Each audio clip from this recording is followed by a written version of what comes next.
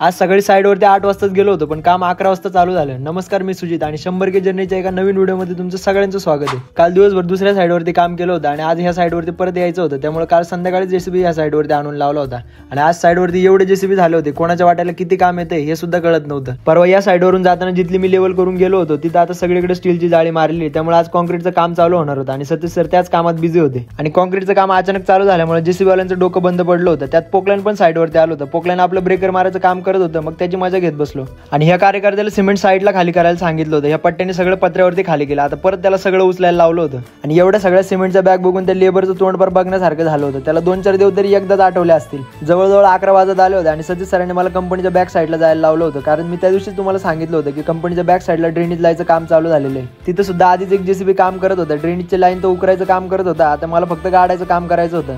त्याच्या आधी थोड्याशा विटा खाली करून द्यायच्या होत्या, मग लेबर लोक विटा भरत होते. आजचा पूर्ण दिवस ड्रेनेज लाईनचं काम चालू होतं, त्यामुळे दुपारनंतर दाखवण्यासारखं काहीच नव्हतं.